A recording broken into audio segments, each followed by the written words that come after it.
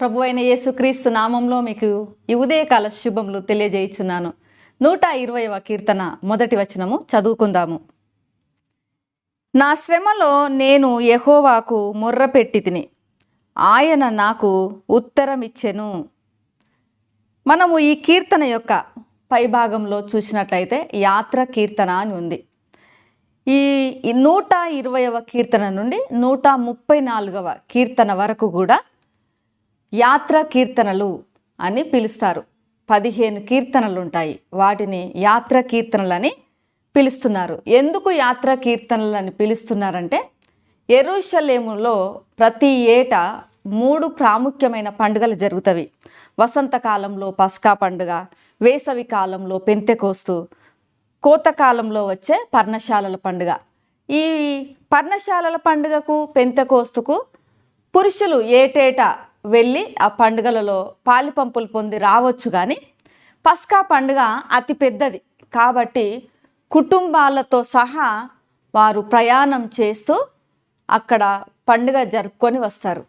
ఆ ప్రయాణ బడలిక తెలియకుండా ఉండాలి అని వారు మరి చిన్న చిన్న కీర్తనలతో కూడినటువంటి ఈ పాటలు చాలా కంఠస్థం చేస్తూ వాళ్ళు ఈ పాటలు పాడుతారు.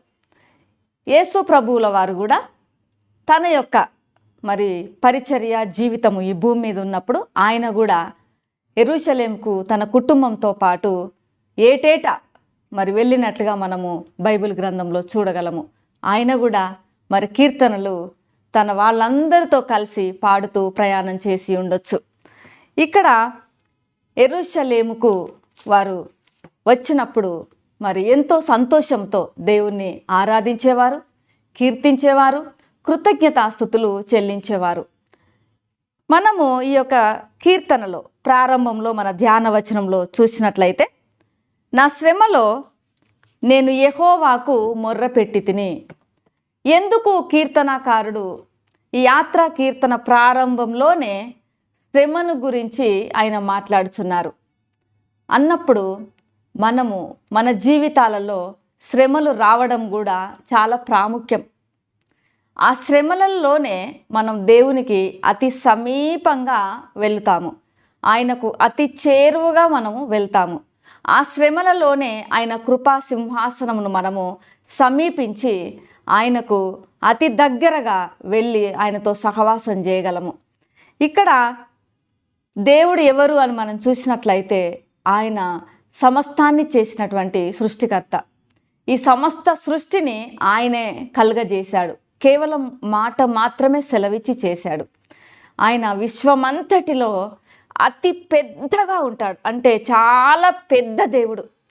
అంత పెద్ద దేవుడు మరి కీర్తనాకారుడు నేను మొర్రపెట్టినప్పుడు ఆయన నాకు ఉత్తరం ఇచ్చాడు అని అన్నాడంటే, అంత గొప్ప దేవుడు, అంత పెద్ద దేవుడు, సృష్టికర్త అయిన దేవుడు ఆయన మొర్రకు చెవియొగ్గినాడు. మన ప్రార్థనలను వినే దేవుడుగా ఉన్నాడు, ఆలకించే దేవుడుగా ఉన్నాడు. మన ప్రతి మాటను ఆయన వినే దేవుడుగా ఉన్నాడు. శ్రమలలో తోడుగా ఉన్న దేవుడుగా ఉన్నాడు. కానీ ప్రాముఖ్యమైన విషయం ఏంటంటే, మనకు శ్రమలు వస్తాయి, మన కష్టాలు వస్తాయి, మనకి ఇబ్బందులు వస్తాయి, కన్నీరు వస్తుంది, ఒంటరితనం ఉంటుంది, అనేకమైనటువంటి కొన్నిసార్లు అవమానాలు, నిందలు మోయవలసిన పరిస్థితి వస్తుంది. అలాంటి శ్రమల గుండా మనం ప్రయాణం చేసినప్పుడు ఎవరికి మొర్ర పెడుతున్నాము అనేది ప్రాముఖ్యమైనది. ఇక్కడ కీర్తనాకారుడైతే స్పష్టంగా ఏమన్నాడంటే, నేను యెహోవాకు మొర్ర పెట్టి తిని అన్నాడు. నా శ్రమలో నేను యెహోవాకు మొర్ర పెట్టి తిని. మరి మన శ్రమలో ఎవరికి మొర్ర పెడుతున్నాము? మన శ్రమలో ఎవరి యొద్దకు వెళుతున్నాము, ఎవరిని సమీపిస్తున్నాము అనేది చాలా ప్రాముఖ్యం.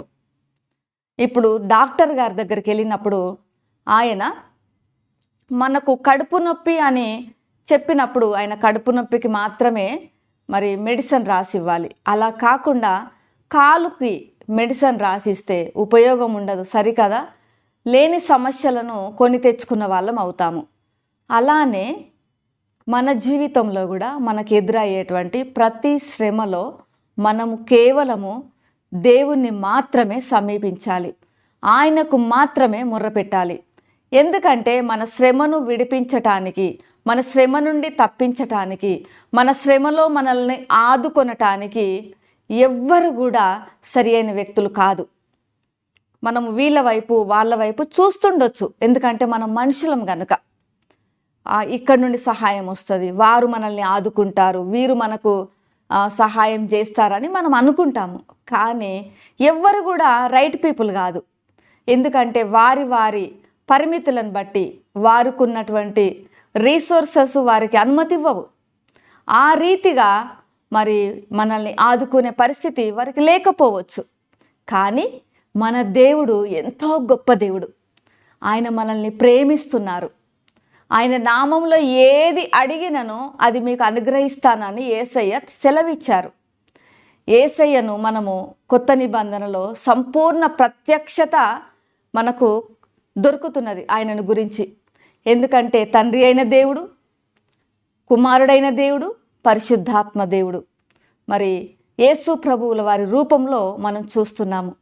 మరి ఆయనే స్వయంగా తెలియజేశారు, మీరు నా నామంలో ఏమి అడిగినను మీకు అది అనుగ్రహించబడుతుంది. అంటే మనము ఏం అడిగినను యేసుక్రీస్తు నామంలో మనం ప్రార్థన చేసినప్పుడు మనకు సమస్తాన్ని దేవుడు అనుగ్రహించేవాడుగా ఉన్నాడు. మరి కాబట్టి ఈ ఉదయకాల సమయంలో మీరు ఎలాంటి శ్రమలో ఉన్నారో, మీరు ఎలాంటి ఇబ్బందిలో ఉన్నారో, మీరు ఎలాంటి ఇరుకులో ఉన్నారో, ఏ పరిస్థితి అయినా సరే మీ శ్రమ నుంచి విడిపించుటకు, మీ ఇబ్బంది నుంచి విడిపించుటకు, మిమ్మల్ని ఆదుకొనుటకు దేవుడు సమర్థుడుగా ఉన్నాడు. యేసయ్య మనల్ని అందరికంటే ఎక్కువగా ప్రేమిస్తున్నాడు. ఆయన ప్రేమను బట్టి, ఆయన మహా కనికరమును బట్టి, ఆయన మహాకృపను బట్టి మీరు మొర్రపెట్టినప్పుడు ఖచ్చితంగా ఉత్తరం ఇచ్చే దేవుడుగా ఉన్నాడు. మీ ప్రార్థన ఆలకించే దేవుడుగా ఉన్నాడు. మీ ప్రార్థనకు చెవియొగ్గే దేవుడుగా ఉన్నాడు. అంత మాత్రమే కాదు కానీ జవాబు ఇచ్చే దేవుడుగా ఉన్నాడు. మీ సమస్యను పరిష్కరించే దేవుడుగా ఉన్నాడు. మీకు మార్గమును చూపే దేవుడుగా ఉన్నాడు. మిమ్మల్ని సరళమైన మార్గంలో నడిపించే దేవుడుగా ఉన్నాడు. కాబట్టి ఉదయకాల సమయంలో మనం ఆయనను సమీపించుదాము. ఆయన ఒక్కడే రైట్ పర్సన్. మనం ఆయన యొద్దకు వచ్చినప్పుడు మన సమస్యకు పరిష్కారం దొరుకుతుంది, మన సమస్యకు విడుదల దొరుకుతుంది, మనకు నెమ్మది దొరుకుతుంది. ప్రేమ నమ్మకం కలిగిన పరలోకపు తండ్రి, పరిశుద్ధుడా, నీకు వందనాలు చెల్లిస్తున్నాను. ఈ ఉదయకాల సమయంలో నాయన ఈ వీడియో వీక్షిస్తున్న ప్రతి బిడ్డ కొరకు ప్రార్థన చేస్తున్నాను. వారు ఎలాంటి శ్రమలో ఉన్నా సరే మీరు వారికి ఉత్తరం ఇవ్వండి, వారి ప్రార్థన ఆలకించండి, వారి మార్గంను సరళం చేయండి, వారి సమస్యను పరిష్కరించండి, వారికి నెమ్మదిని దయచేయండి. యేసు నామంలో ప్రార్థిస్తున్నాను తండ్రి, ఆమెన్. దేవుడు మిమ్మల్ని దీవించును గాక.